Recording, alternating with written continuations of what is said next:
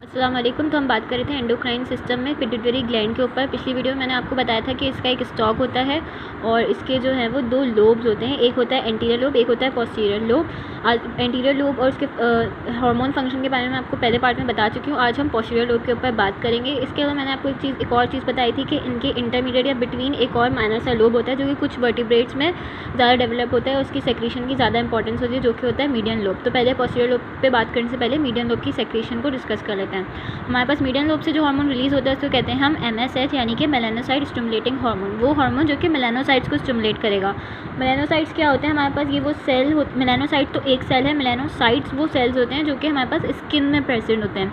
मैंने पीछे जब आपको एंडोक्राइन सिस्टम के इंट्रोडक्शन दिया था तो मैंने आपको मेजर ग्लैंड्स के साथ कुछ पैचेस ऑफ टिश्यूज़ के बारे में बताया था जो कि दूसरे ऑर्गन्स पे प्रेजेंट होते हैं। उसमें से one of the organ was skin, यानी स्किन के अंदर भी हमारे पास कुछ इस तरह के सेल्स होते हैं जो कि एंडोक्राइन सिस्टम में आ सकते हैं या फिर वो कुछ सेक्रीशन प्रोड्यूस करते हैं। तो हमारे पास मेलानोसाइट्स वो सेल्स होते हैं जो कि under the influence of MSH जो कि इस ग्लैंड से रिलीज़ होता है और वो जाके स्टिमुलेट करता है इन सेल्स को जो कि स्किन में होते हैं और फिर वो अपनी सेक्रीशन रिलीज़ करते हैं। तो जो उनकी सेक्रीशंस होती हैं उनको हम कहते हैं मेलानिन। मेलानिन क्या होता है? हमारे पास ये एक पिगमेंट होता है जो कि ब्राउन कलर का होता है। तो जब हमारे पास MSH आके एक्ट करता है इसके ऊपर तो ये पिगमेंट जो होता है वो MSH मेलानोसाइट के ऊपर एक्ट करता है। तो ये पिगमेंट मेलानिन जो होता है वो रिलीज़ हो जाता है यहाँ से और वो स्किन के अंदर जाके डिपॉजिट होना शुरू हो जाता है, जिसकी वजह से स्किन जो होती है ब्राउन, क्योंकि ये ब्राउन कलर का हो जाता है, इस वजह से स्किन की डार्कनिंग होती है इस सेक्रेशन की वजह से।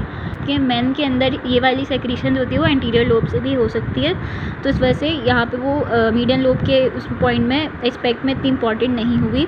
लेकिन ये आपको बताना चाहिए कि MSH जो होता है वो मेलानोसाइट को स्टिमुलेट करता है, जो कि मेलानिन रिलीज़ करता है, जो कि एक पिगमेंट है, ब्राउन कलर का है, स्किन की डार्कनिंग करवाता है। अच्छा, बात करते हैं पोस्टीरियर लोब के ऊपर। एंटीरियर लोब में मैंने आपको बताया था कि उसमें 5 तरह के सेल्स थे जो कि हार्मोन रिलीज़ करे थे। लेकिन पोस्टीरियर लोब के अंदर क्या होता है? इसके अंदर जो चीज़ प्रेजेंट होती है वो एक्सॉन्स होते हैं, एक्सॉन के बंडल्स होते हैं। इस बात को थोड़ा सा क्लियर करने के लिए हम न्यूरॉन का स्ट्रक्चर देख लेते हैं।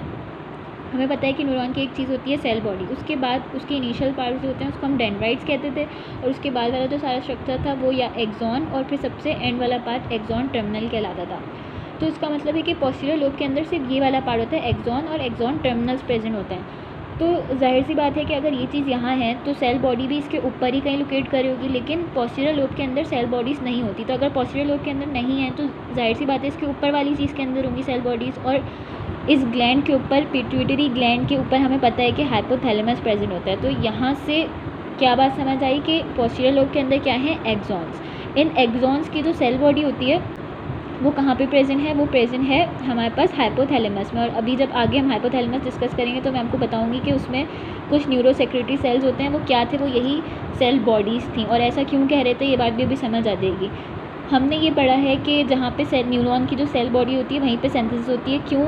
कोई भी चीज़ सिंथेसाइज होती है तो वहीं पे होगी, क्योंकि वहाँ पे होता है प्रेजेंट न्यूक्लियस। न्यूक्लियस ही वो करता है, अपना सिग्नल देता है कि कोई चीज़ सिंथेसाइज की जाए। तो जाहिर सी बात है एक्सॉन के अंदर सिंथेसिस नहीं हो सकती।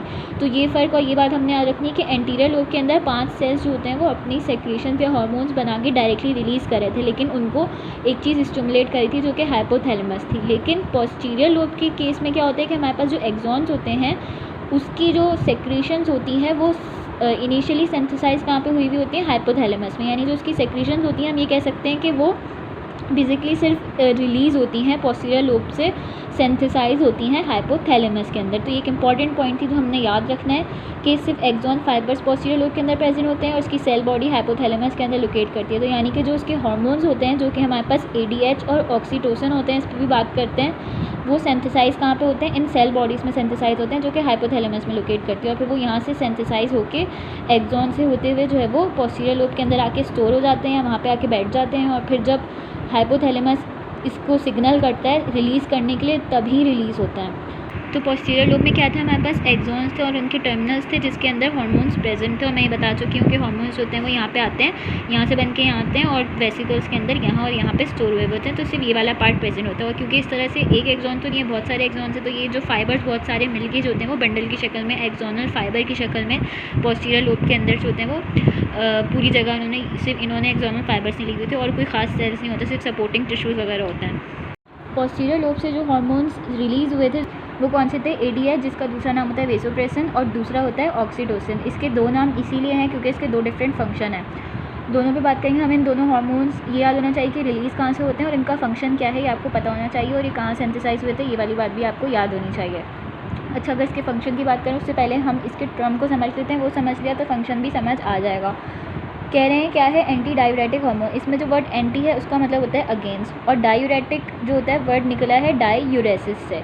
डाईयूरेसिस को जब हम देखते हैं तो उसमें एक चीज़ होती है डाई और दूसरी चीज़ होती है यूरेसिस। डाई मतलब डाइल्यूट या ज़्यादा वाटर वाले या ज़्यादा सॉल्वेंट कंटेंट वाली चीज़, और यूरेसिस मतलब कि यूरिन, यानी कि डाईयूरेसिस यानी डाइल्यूट यूरिन बनाना, ज़्यादा वाटर वाला या ज़्यादा ज़्यादा सॉल्वेंट वाला यूरिन बनाना, और एंटी मीन्स अगेंस्ट, यानी कि इस प्रोसेस के अगेंस्ट काम करना। इसका क्या मतलब हुआ कि जो यूरिन किडनी में जो बन रहा होता है उससे ज़्यादा से ज़्यादा वाटर को रीअब्जॉर्ब कराना और उसको डाइल्यूट नहीं करवाना। तो ADH का क्या फंक्शन हुआ, सिंपली इसका काम होता है कि ये जो होता है वो कंसनट्रेटेड यूरिन बनाता है या यूरिन के आउटपुट को कम करता है, यानी उसमें से वाटर की रीअब्जॉर्प्शन को बढ़ा देता है। वाटर यानी कि जो सॉल्वेंट कंटेंट है जब वो ज़्यादा रीअब्जॉर्ब होता है तो यूरिन जो होता है वो डाइल्यूट नहीं बनता, तो ये क्या हो जाता है, एंटी डायूरेटिक हार्मोन हो जाता है। इस फंक्शन की वजह से इसको ADH कहते हैं। इसका दूसरा फंक्शन वेसोप्रेसिन, मतलब कि ये जो ब्लड वेसल्स होती हैं उसके ऊपर जाके जो है वो उनको इस तरह से कंस्ट्रिक्ट कर देता है या उनकी डायमीटर को कम कर देता है। इस फंक्शन की वजह से इसको वेसोप्रेसिन कहते हैं। उसके बाद दूसरा है ऑक्सीटोसिन। ऑक्सीटोसिन के 2 इंपॉर्टेंट फंक्शन होते हैं। एक तो उसका फंक्शन होता है लेबर के अंदर, यानी कि जब बेबी डिलीवर होने वाला होता है या जब हो रहा होता है तो उसके अंदर ऑक्सीटोसिन की कंसनट्रेशन जो होती है वो बढ़ जाती है। इसकी कंसनट्रेशन बढ़ने की वजह से लेबर में ईज़ होती है, और जो होता क्या है बेसिकली कि जो यूट्रस होता है उसकी कॉन्ट्रैक्शन को बढ़ा देता है। ऑक्सीटोसिन यूट्रस की कॉन्ट्रैक्शन को बढ़ा देता है ड्यूरिंग लेबर, जिसकी वजह से यूट्रस कॉन्ट्रैक्ट करेगा और बेबी जल्दी से डिलीवर होगा। एक तो ये इसका इंपॉर्टेंट फंक्शन हो गया। दूसरा इसका इंपॉर्टेंट फंक्शन होता है मेमरी ग्लैंड्स के ऊपर। वहाँ पे जाके क्या करता है, वहाँ पे जाके ये जो मिल्क की जो प्रोडक्शन हो चुकी होती है उसकी सेक्रीशन करवाता है।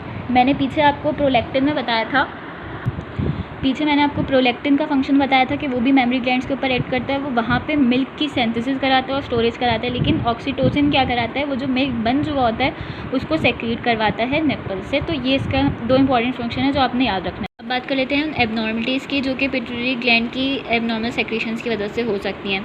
यहाँ पे हम जिसकी बात करेंगे जिस सेक्रेशन की वो होगी STH, यानी कि सोमैटोट्रोपिक हार्मोन, जो कि एंटीरियर लोब की सेक्रेशन है। इसकी वजह से 3 कंडीशंस हमारे पास मेंशन है बुक में। एक होती है जाइजेंटिज्म, दूसरी एक्रोमेगैली और ड्वार्फिज्म। जाइजेंटिज्म वर्ड से पता चला है, जाइजेंट मतलब कि बड़ा।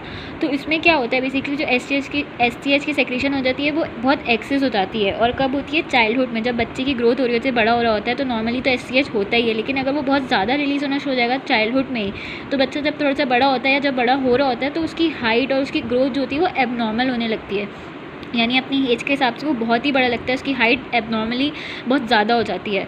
तो इस कंडीशन को हम जाइजेंटिज्म कहते हैं। उसके बाद इसकी अपोजिट होती है ड्वार्फिज्म, जिसमें हमारे पास STH जो होता है वो बहुत ज़्यादा कम हो जाता है चाइल्डहुड में, यानी जिस एज में उसकी ग्रोथ होनी चाहिए, STH रिलीज़ होना चाहिए जितना, उससे बहुत कम रिलीज़ होता है, जिसकी वजह से क्या होता है, उसकी बोन्स होती हैं, स्पेशली ग्रोइंग बोन्स जो हो गई। और हमें पता है STH जो है वो ग्रोथ हार्मोन है, जिसका काम है कि वो बोन्स, कार्टिलेज और इस तरह की चीज़ों की जो है वो ग्रोथ करवाता है। तो हमारे पास अगर STH बहुत कम होगा तो उसकी बोन्स जो है वो बहुत कम ग्रो करेंगी या नॉर्मली ग्रो नहीं करेंगी जितना उनको करना चाहिए। तो क्या होता है, जब वो बड़ा होता है तो उसकी जो हाइट होती है वो एबनॉर्मली स्मॉल होती है, यानी कि ड्वार्फ हो जाते हैं, वो बहुत छोटे हो जाते हैं, वो बौने खिलाने लगते हैं, ये कह लें सिंपली। तो ये इस तरह की कंडीशन हो गई। फिर तीसरी चीज़ हो जाती है एक्रोमेगैली। ये भी जाइजेंटिज्म की तरह ही है, इसमें भी STH सेक्रेशन एक्सेस होती है, ज़्यादा होती है, लेकिन फ़र्क क्या होता है कि ये बढ़ना कब शुरू होती है, आफ्टर एडल्टहुड। जब इंसान बड़ा हो जाता है, थोड़ा एडल्ट हो जाता है, उसके बाद भी नॉर्मली हमें पता है कि एक एज तक हमारी बोन ग्रो करती रहती है। तो अगर ऐसे टाइम में भी अगर STH यानी कि जो कि बोन को ग्रो करवाने वाला ग्रोथ हार्मोन होता है, उस टाइम में भी STH ज़्यादा होगा, एक्सेस होगा, अपनी लिमिट से ज़्यादा होगा, या जितना रिलीज़ होना चाहिए उससे ज़्यादा होगा, तो हम उसमें भी क्या होगा कि एडल्ट इंसान के अंदर भी जो है वो बोन्स फिर एबनॉर्मली ग्रो करती हैं। उस कंडीशन में इंसान की हाइट एबनॉर्मल नहीं हो जाती। ऐसे में क्या होता है, वो बोन्स जो कि स्टिल ग्रो कर रही होती है, जैसे कि हैंड्स और फीट्स और जॉस की जो बोन्स होती हैं वो एबनॉर्मली थोड़ी सी मोटी या विद उसकी बढ़ना शुरू हो जाती है। ऐसी कंडीशन को हम एक्रोमेगैली कहते हैं। यहाँ पे पिट्यूटरी ग्लैंड का टॉपिक वाइंड अप होता है। यहाँ तक कोई बात समझ नहीं आई होगी तो कमेंट करके पूछें, कोई सजेशन हो तो कमेंट कीजिएगा। वीडियो अच्छी लगी लाइक कीजिए, चैनल को सब्सक्राइब कीजिए। Thank you.